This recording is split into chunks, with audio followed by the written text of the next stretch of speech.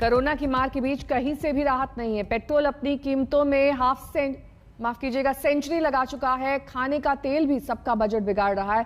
कई शहरों में पेट्रोल की कीमतें 100 रुपए के पार पहुंच गई हैं। सरसों का तेल 175 से 200 रुपए प्रति लीटर मिल रहा है। कोरोना ने लोगों के कामकाज को पहले से ही चौपट कर दिया है। अब महंगाई सबके सिर पर मंडरा रही है।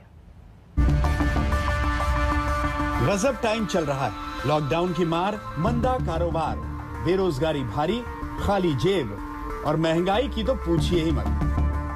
पेट्रोल 100 रुपए को छू गया। खाने का सरसों तेल 200 के पार पहुंच गया। आम आदमी महंगाई के बोझ तले बुरी तरह दबा जा रहा है। आर्थिक दबाव से कमर टूट चुकी है। पेट्रोल पंप का घूमता मीटर 100 रुपए प्रति लीटर के आंकड़े के आसपास है। लोगों की बेबस नजर मीटर निहारती रहती है। पेट्रोल राजस्थान के श्रीगंगानगर में 105 रुपए प्रति लीटर मिल रहा है।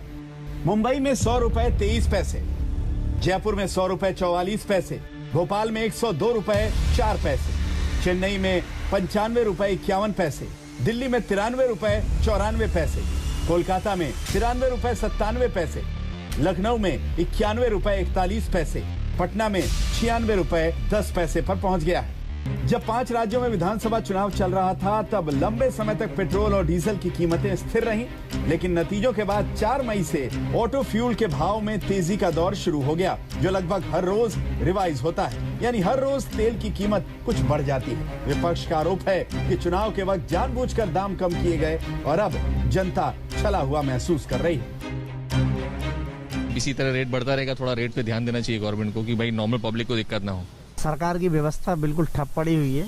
ना तो केंद्र सरकार देख रही, ना प्रदेश सरकार देख रही है। हैरत यह है कि कोई बोलने और सुनने वाला नहीं।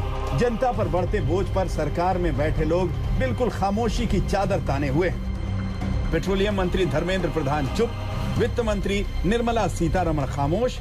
ये चुप्पी अखर रही है। विपक्ष सवाल उठा रहा है, प्रधानमंत्री अब तेल की बढ़ी हुई कीमतों पर कुछ क्यों नहीं बोलते? सालाना 3 लाख करोड़ रुपए जनता की जेब से केंद्र सरकार निकाल रही है।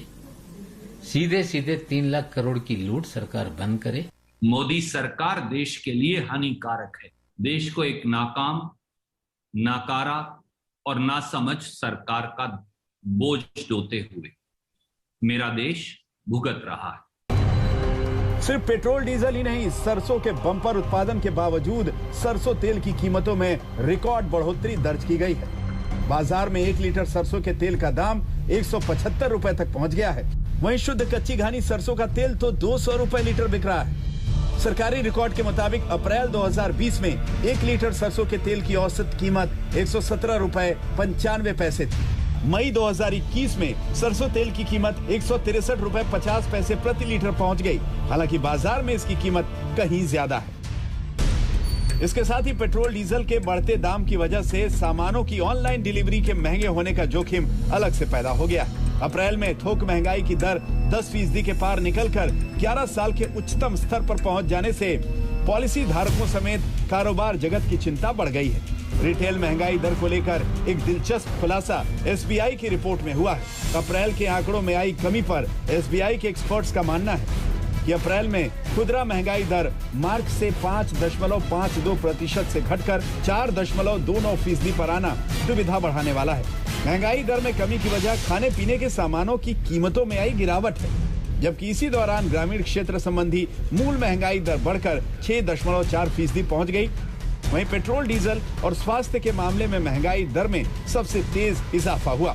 जानकारों का मानना है कि महंगाई दर का मंदी के मौजूदा माहौल में इस तरह से बढ़ना देश की अर्थव्यवस्था और जनता के लिए डबल अटैक जैसा है। एसबीआई की रिपोर्ट के मुताबिक महंगाई को कंट्रोल करने के लिए सरकार को पेट्रोल डीजल पर टैक्स को वाजिब बनाकर इसके दाम में कटौती करनी होगी। अगर इन कीमतों को कंट्रोल किया जाए तभी महंगाई दर में कमी आ सकती है, क्योंकि महंगाई के मोर्चे पर हालात नहीं बदले तो आर्थिक विकास दर के लिए एक बड़ा झटका साबित होगा। भोपाल से रविशपाल सिंह, कोलकाता से अनुपम मिश्रा, जयपुर से शरद कुमार के साथ सौरभ वक्तानिया, मुंबई आज तक। फिलहाल रुके एक छोटे से ब्रेक के लिए, लेकिन ब्रेक पर जाने से पहले आपको बता दें कि 10 बजे में आपके लिए क्या है खास। मुख्य सचिव पर अड़े केंद्र, बंगाल पर लड़े 10:30 बजे आपको दिखाएंगे लॉकडाउन की चाबी मिल गई। वहीं 11 बजे खबरों के डबल डोज 1 और 11 में बात होगी घोटालेबाज की गर्लफ्रेंड गाथा की। फिलहाल एक छोटा सा ब्रेक, फौरन होंगे हाजिर। देखते रहिए आज तक।